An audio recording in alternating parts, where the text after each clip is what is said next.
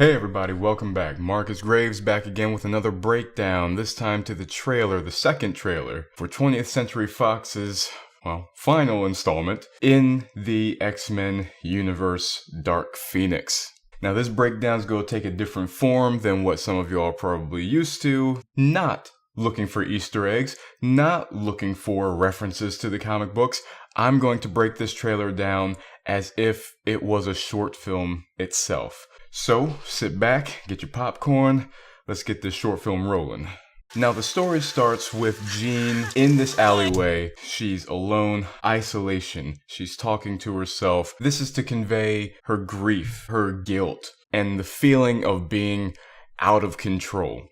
Flashback to what brought her to the beginning of this story in the first place. The story started out with her in isolation, grief. Here we see Mystique coming to her, a friend, showing empathy, showing understanding. And as she tries to get close to Jean, Jean blows her away, her friend, her mentor, dead.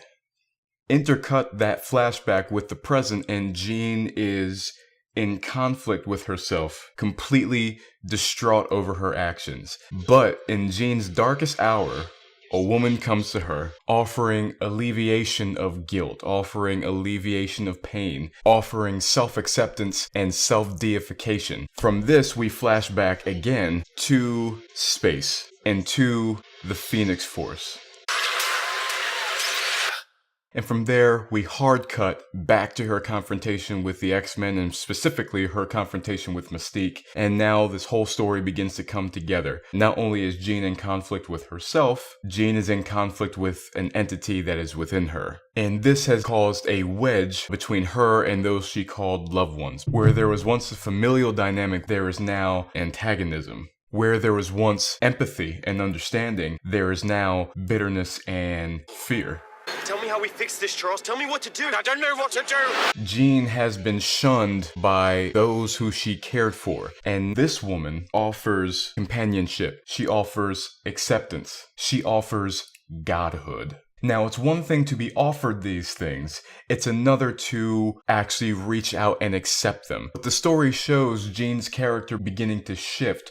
She began the story isolated, guilt-ridden, in conflict with herself. But now the character is beginning to accept who she is. She is beginning to indulge in who she is. She is beginning to lift up herself in her own mind. The character now has a new mindset, exemplified in this scene as she finishes her sentence. They fear, and what they fear, we seek to destroy. The scale of power has now been tipped, and Jean is unleashing everything that she has. As Jean's fury is unleashed, Hank, not only distraught over the death of Mystique, has now become disillusioned with Charles's mindset and Charles's methods. For Magneto, there is no question in this whatsoever. The girl has to die. Cyclops, however, is unwavering. Scott still wants to help her. He refuses to give up on her. As we begin to move to the climax of this short story, everyone begins to fight against Jean.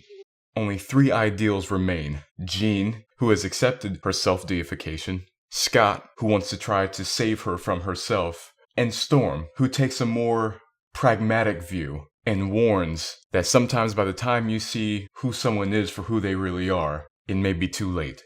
And they are now seeing her, not for who she is, but who she has become.